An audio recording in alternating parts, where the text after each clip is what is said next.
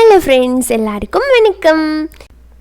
இந்த வார ஸ்பெஷல் நம்ம நான்வெஜ்ஜுக்காக சிக்கன் செமி கிரேவி பண்ண போகிறோம். இதை வந்து நம்ம செமி கிரேவியாகவும் பண்ணிக்கலாம், இல்லை நல்லா கிரேவியாகவும் பண்ணிக்கலாம். அப்படி இல்லைனா ஒரு தொக்கு கன்சிஸ்டன்சியில் வச்சு சாப்பிட்றதுக்கும் ரொம்ப நல்லாயிருக்கும். இது வந்து நம்ம வீட்லேயே அரைச்ச கறி மசாலா பொடியை வச்சு தான் நான் இதை பண்ணியிருக்கிறேன். ரொம்ப சூப்பராக நல்ல வாசனையோட அருமையான ஒரு சிக்கன் குழம்பு உங்களுக்காக. இதோ வாங்க, இது எப்படி பண்ணுறது, இதுக்கான அளவுகள் என்னென்ன அப்படிங்கிறத பார்த்துடலாம்.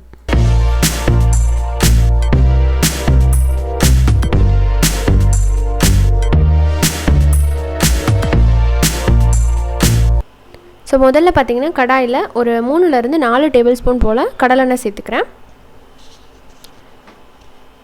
எண்ணெய் சூடானதுக்கப்புறம் இதில் ஒரு அரை டீஸ்பூன் அளவுக்கு சீரகம் சேர்த்துக்கோங்க. சீரகம் நல்லா பொரிஞ்சதும் இதில் கொஞ்சம் கருவேப்பிலை போட்டு, கருவேப்பிலையும் நல்லா பொரிஞ்சதுக்கப்புறம் 4 காஞ்ச மிளகா, குண்டு மிளகா சேர்த்துக்கிறேன்.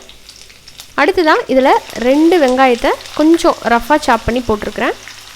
சின்ன வெங்காயம் சேர்த்து பண்ணால் இன்னுமே டேஸ்ட் ரொம்ப நல்லாயிருக்கும். இதை போட்டுட்டு இது நல்லா கொஞ்சம் கண்ணாடி பதம் வர அளவுக்கு வதக்கி விட்டுடலாம். ஸோ இப்போ பாருங்கள், கொஞ்சம் நல்லா சாஃப்டாக வதங்கி வந்திருக்கு.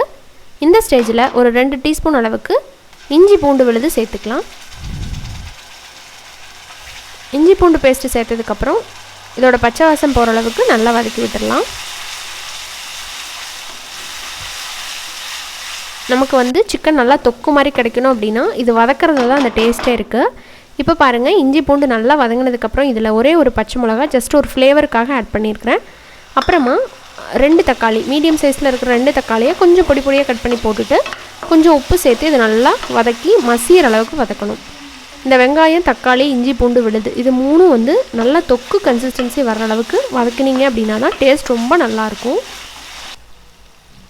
இப்போ பாருங்களேன், நல்லா வதங்கி எண்ணெய் தனியாக பிரிஞ்சு வந்துருச்சு. இப்போ இந்த ஸ்டேஜில் நம்ம கழுவி சுத்தம் பண்ணி எடுத்துருக்கிற 1/2 கிலோ சிக்கனை சேர்த்துக்கலாம். நான் வந்து போனோடு இருக்கிற லெக் பீஸோடு இருக்கிற சிக்கன் தான் வாங்கியிருக்கேன்.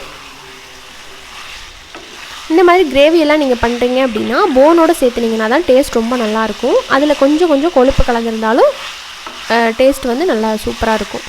இப்போ இதெல்லாம் சேர்த்து நல்லா வதக்குனதுக்கப்புறம் இப்போ பாருங்களேன், சிக்கன்லேருந்து அப்படியே லைட்டாக தண்ணி விட ஆரம்பிச்சிருக்கு. இந்த ஸ்டேஜ் வரைக்கும் வதக்குனதுக்கப்புறம் இதில் ஒரு 1/2 டீஸ்பூன் மஞ்சத்தூள், 1 டீஸ்பூன் மல்லித்தூள், காஷ்மீரி மிளகாய்த்தூள் கலருக்காக 1 டீஸ்பூன் சேர்த்துருக்கிறேன். கூடவே நான் முதவே சொன்ன மாதிரி வீட்லேயே அரைச்ச கறி மசாலா பொடி இது வந்து 2 டேபிள் ஸ்பூன் அளவுக்கு போட்டிருக்கிறேன். இது மட்டும் நம்ம சேர்த்து பண்ணாவே போதும்.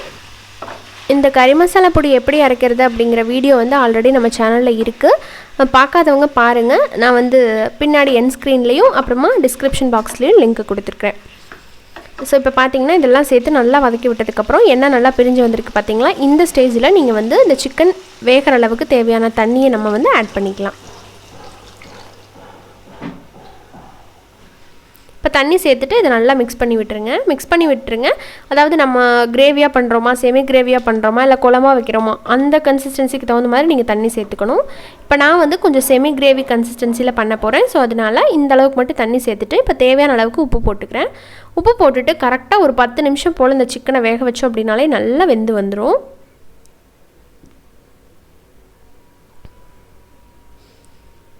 ஸோ இப்போ பாருங்கள், மூடி போட்டுடலாம். மூடி போட்டுட்டு கரெக்டாக ஒரு 10 நிமிஷம் ஆயிருக்கு. இப்போ நம்ம ஓப்பன் பண்ணி பார்க்கலாம்.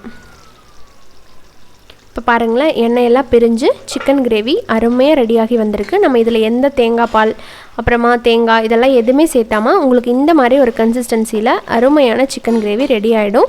நான் சொன்ன மாதிரி தக்காளி, வெங்காயம், அப்புறமா இஞ்சி பூண்டு பேஸ்ட் இது 3ஐயும் வந்து நல்லா ஒரு தொக்கு கன்சிஸ்டன்சியில் வதக்கிடுங்க. அப்போ தான் இந்த மாதிரி கிடைக்கும். ஸோ இப்போ பார்த்தீங்கன்னா கடைசியாக கொஞ்சம் கசூரி மெத்தி வந்து நான் ஒரு ஃப்ளேவருக்காக ஆட் பண்ணியிருக்கிறேன். உங்கள்கிட்ட இருந்தால் போடுங்க, அப்படி இல்லைன்னா வெறுமனே நீங்கள் வந்து மல்லித்தலை, கருவேப்பிலை போட்டு கூட இறக்கலாம். அவ்வளோதாங்க, அருமையான சுவையில் நம்ம சிக்கன் தொக்கு வந்து ரெடி ஆகிடுச்சு. இது ப்ளைன் சாதத்தோட வேறு லெவலில் இருக்கும்.